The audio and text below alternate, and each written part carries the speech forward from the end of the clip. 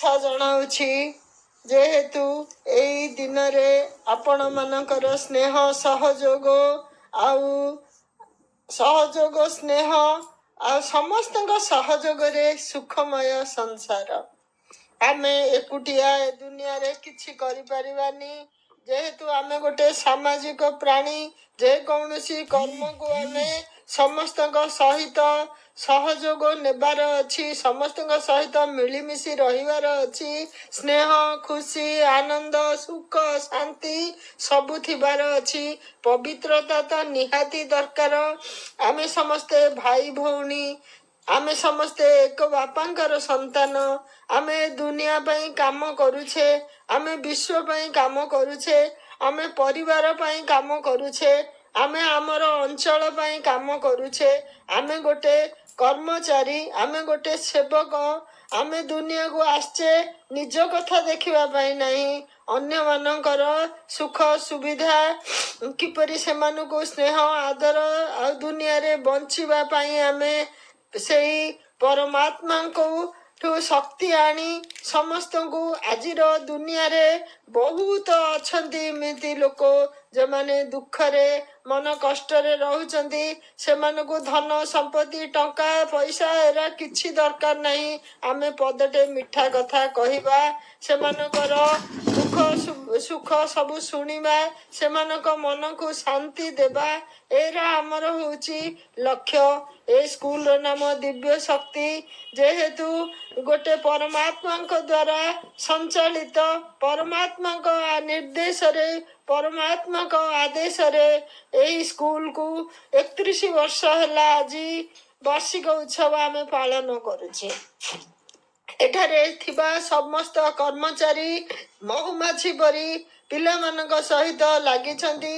ନିଜର ପରିବାର, ନିଜର ଶରୀର, ନିଜର ମାନ ସମ୍ମାନ, ନିଜର ସବୁ ସୁବିଧା, ନିଜର ସୁଖ ଶାନ୍ତି ଆନନ୍ଦ ସବୁକୁ ତ୍ୟାଗ କରି ଏମାନେ ନିଜ ଜୀବନକୁ ଉତ୍ସର୍ଗୀ କରିଛନ୍ତି ଏଇ ପିଲାମାନଙ୍କ ଭବିଷ୍ୟତ ପାଇଁ।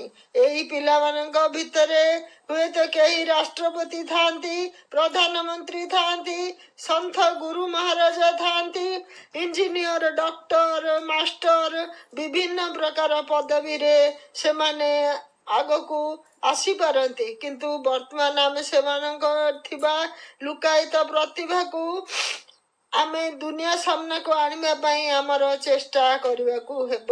ସେମାନଙ୍କର ଲୁକାୟିତ ପ୍ରତିଭା ସବୁ ପିଲା ଗୋଟେ ସ୍କୁଲରେ ପଢ଼ିଲେ ମଧ୍ୟ ଏକାପରି ବାହାରୁ ନାହାନ୍ତି। କ'ଣ ପାଇଁ? ସେମାନେ ପୂର୍ବ ଜନ୍ମର କର୍ମ ଅନୁସାରେ ଯିଏ ଯାହାର ଏଇ ଦୁନିଆରେ ଯିଏ ଯାହାର ପାଠ କରିବା ପାଇଁ ଆସିଥାଉଛନ୍ତି।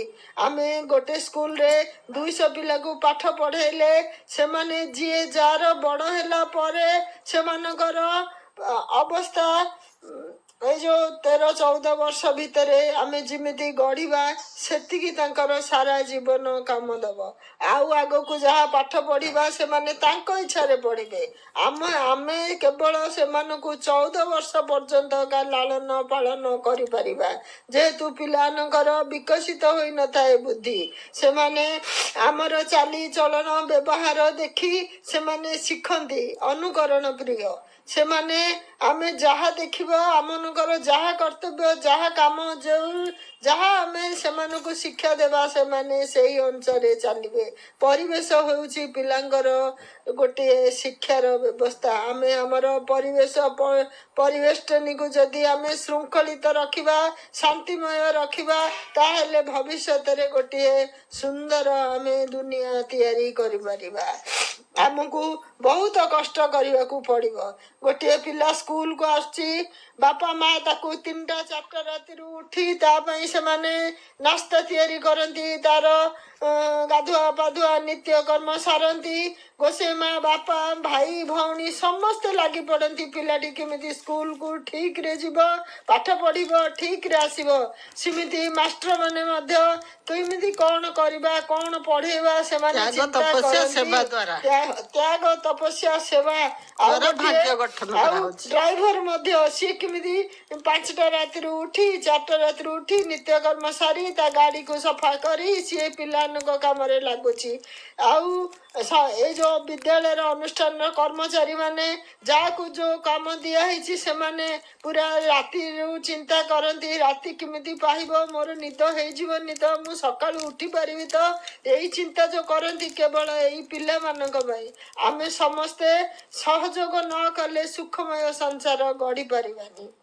ଆମେ ସମସ୍ତେ ଏକଜୁଟ ହୋଇ ଗୋଟିଏ ପିଲାକୁ ଛୋଟରୁ ବଡ଼ କରିବା, ତାର ସ୍ୱାସ୍ଥ୍ୟ, ତାର ମାନସିକ ଅବସ୍ଥା, ତାର ସୁଖ ଶାନ୍ତି ଆନନ୍ଦ ସବୁ ଆମ ଉପରେ ନିର୍ଭର କରେ। ଆମେ ଯଦି ଆମ ନିଜ ପାଇଁ ସମୟ ଦେବା, ପିଲା ପଟେ ଦେଖିବାନି, ପିଲାଟା ଅଯୋଗ୍ୟ ହୋଇ ବାହାରିବ। ଯେଉଁ ବାପା ମା ଦାୟିତ୍ୱ ନିଅନ୍ତିନି ପିଲାର, ହଁ ଚାଲିଛି ତ ଚାଲୁ, ହଁ ଖାଉଛି ତ ଖାଉ, ଏଇରା ଦେଖିବା ପିଲା ଭବିଷ୍ୟତରେ ବାପା ମାଆକୁ ମଧ୍ୟ ସିଏ ସେହିପରିକା ବ୍ୟବହାର ଦେଖାଇଥାଏ। ବାପା ମା ପ୍ରଥମ ଗୁରୁ। ସ୍ୱାଗତମ୍ ସ୍ୱାଗତମ୍ ସୁଜିତା ଭଉଣୀ ସ୍ୱାଗତମ୍।